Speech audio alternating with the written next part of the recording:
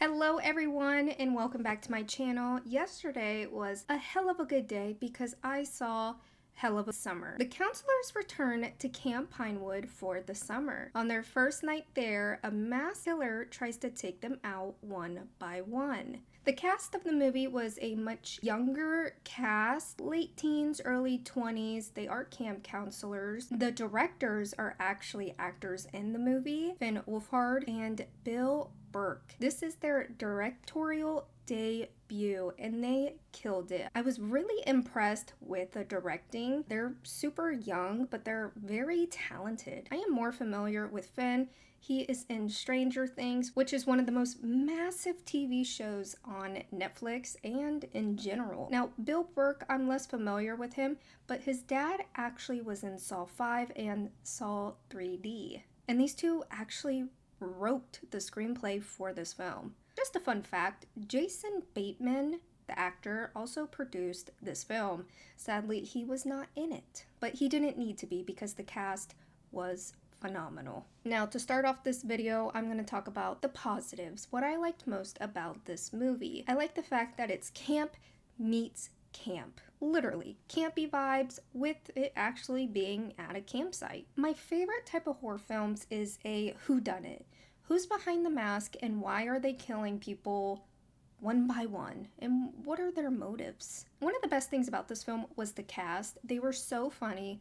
They were very dynamic. I also can relate to each of the characters. We all know someone just like them. This is a easy film to watch. My expectations going into the movie theater were low because watching the trailer, it felt like more of a comedy than a slasher horror film. Like in a violent nature, way more brutal than Friday the 13th. Now, the kills in this movie were, I would say, innovated and had comedic aspects to it.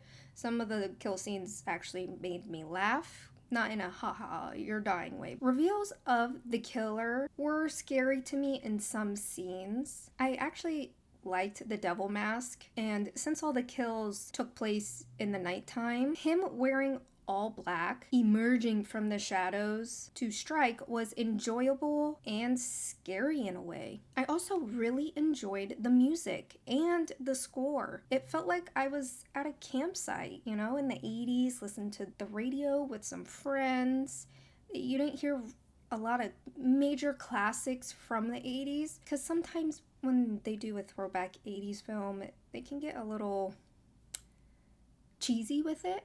But with this, I thought the music fit well.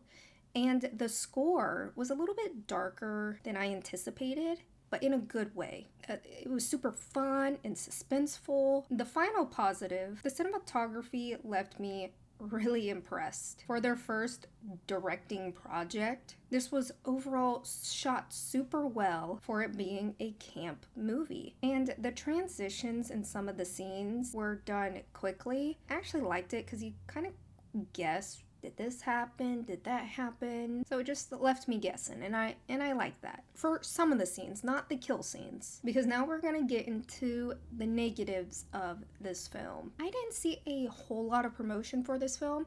I know that they did a lot of screenings for it, the actors promoting it.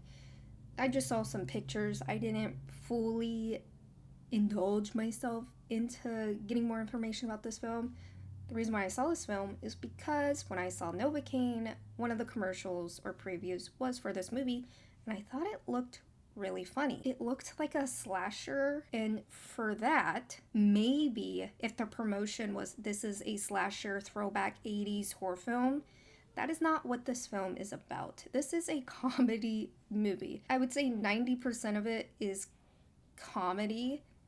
Not even that. I would like high 90s that it's a comedy, and a little bit is horror. It had horror elements to it though, obviously. I also didn't get the nostalgic feeling of an 80s slasher throwback film. Yes, this film took place at a camp. Yes, there was someone in a mask killing people, but it did take place in modern times. Funny and entertaining, yes, but it lacked gore. The horror fan in me wants to know why they didn't push the gore. There were suggestions of horror with the kills, but 99% of the kills were done off screen. It let me down just a little bit. I would have loved to see more gore, and there's also not a lot of tension in this. The build up to the few final death scenes were not fun to me because at that point we knew who was doing the killing. The aftermath of the kills looked great, so I'm just wondering why they didn't do more on-screen kills. Why wasn't it more gory? Was this a budget issue? I would consider this a slasher film if there was more slashing. Now, I would say the weakest element of this movie was finding out who the killers are and their motives. I just wish they didn't reveal it too quickly and continue some kill scenes. But then I remembered that this film is actually short. It's like an hour and 28 minutes. So maybe it was like the perfect amount of time to reveal. Now, some final thoughts.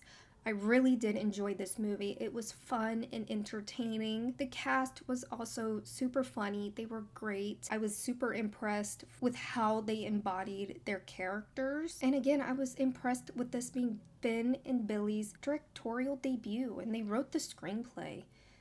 They've been in the show business for a very long time, so they picked up a few things. I enjoyed the storyline, the setting, the costume. I didn't mind the costume. They're not really trying to say something with the costume.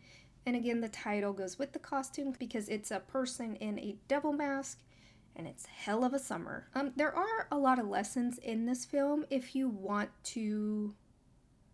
are looking for a deeper meaning. Now, who would like this film? If you want to laugh more than look away in fear, because this lacks gore and tension. If you want to root for an underdog and look at a beautiful campsite, this is the film for you. The cast is younger, late teens, early 20s, so definitely some coming of age aspects to it.